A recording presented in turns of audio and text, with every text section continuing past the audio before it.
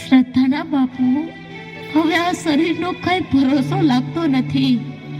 જીવ જાય એ પેલા તમારી બહુ ચિંતા થાય છે.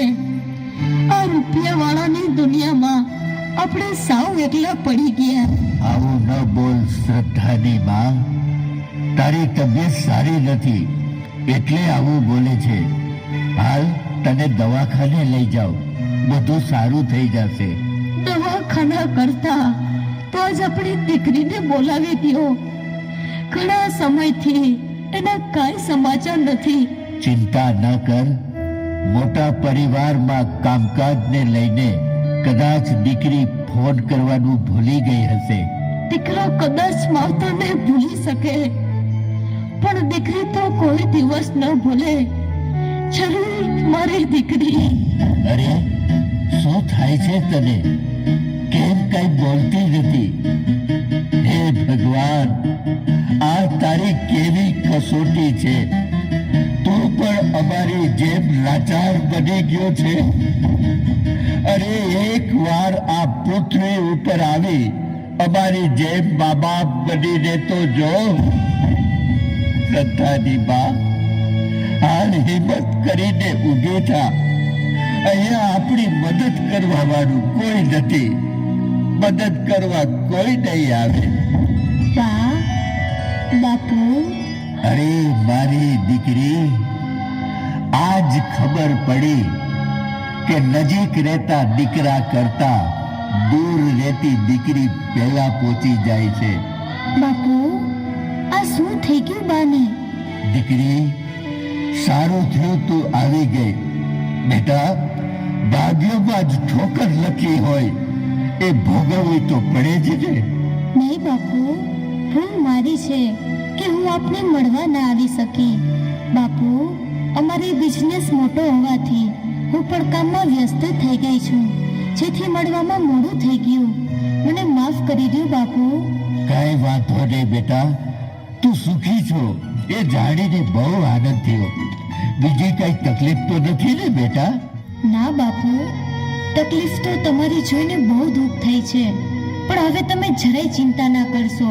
હું આવી ગઈ છું. બા, તમે આરામ કરો.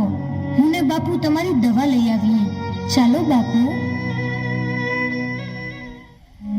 આ છે દીકરીનો મા બાપ પ્રત્યેનો પ્રેમ અને લાગણી, પણ આપણે સમજી શકતા નથી.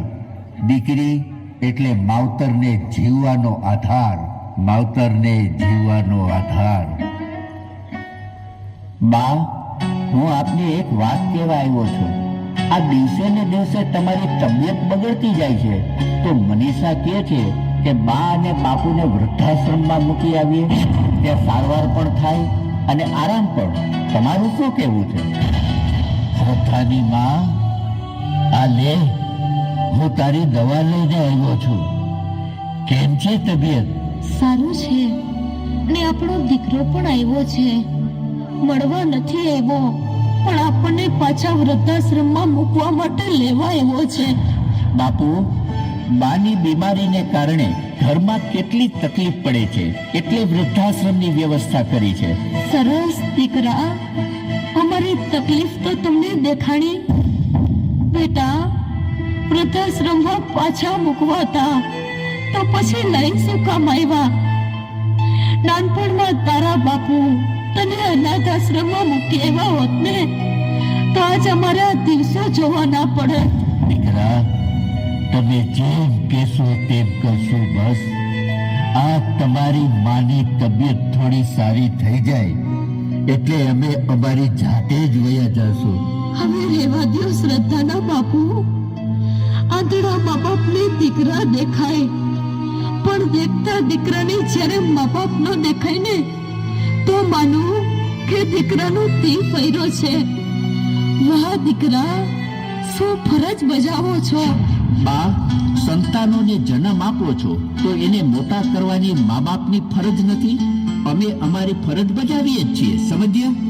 મહેશ, બા બાપુનો સામાન પેક કરી દીધો છે, અને અત્યારે તમારા ખિસ્સામાં પૈસા હોય તો આપી દ્યો એટલે છૂટી આમાંથી. બસ બહુ બેટા, બસ.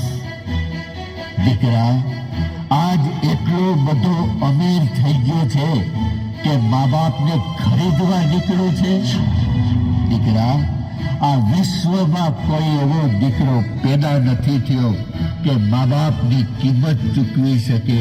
દીકરા, બાપના પરસેવાનું એક ટીપું અને માના ધાવણની કિંમત કદાચ ભગવાન ચૂકવવા આવે ને તો એનું પણ દેવાળું નીકળી જાય. કેમ? બીમારીમાં બાપુની આંખ ગઈ અને અત્યારે તમારી બીમારીમાં સેવા તો કરીએ જ છીએ ને. સેવા? અહીં આવતો દીકરા, વાસ આવે છે ને? આજ 15 દિવસથી કપડાં ધોયા નથી. આવી સેવા તારી વહુ કરે છે. રહેવા દે શ્રદ્ધાની માં. આજકાલના સંતાનો આ બધું સમજી ન શકે. શ્રદ્ધાના બાપુ 20 વર્ષના સંબંધોને સંતાનો સમજી ન શક્યા એ હવે શું સમજવાના હતા?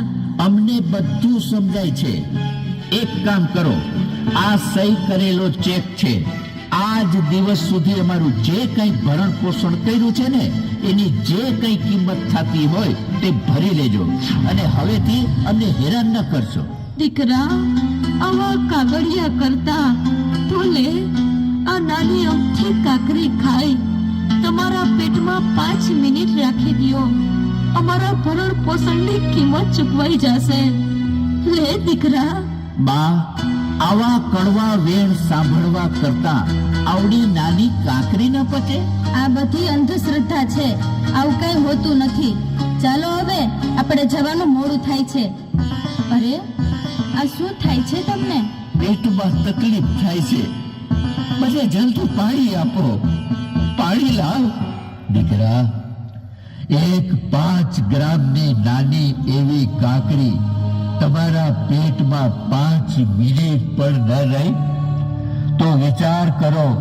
5 કિલોનો તમારો ભાર આ તમારી માએ 9 મહિના સુધી એના પેટમાં ઝીલો ત્યારે એને કેટલી તકલીફ થઈ હશે દીકરા, કેટલી વેદના સહન કરી હશે. બસ શ્રદ્ધાના બાપુ, બસ. આવા દીકરાને જન્મ આપવા કરતા તો પેટે પાણા જૈનમાં હોત ને તો કોકનો આશરો બાંધવા તો કામ આવત. શાબાશ મારા દીકરા. દીકરા, 2 જોડી કપડા ફાટે એટલું અમારું જીવન છે. અહીં પૈડા રહેવા દો તો સારું. હવે ક્યારેક તમને હેરાન નહીં કરીએ. અહીં પૈડા રહેવા દો. લ્યો આ 2 જોડી કપડા આપી દ્યો એટલે છૂટીએ. લ્યો આ કપડા અને તૈયાર થઈ જાઓ એટલે તરત વૃદ્ધાશ્રમમાં મૂકી જઈએ. લ્યો આ કપડા. તમે બા બાપુને વૃદ્ધાશ્રમમાં મૂકતા આવજો ને વળતા આપણા દીકરાને હોસ્ટેલમાંથી લેતા આવજો. આ તો રોજની ઉપાધિ છે. હઉ બેટા,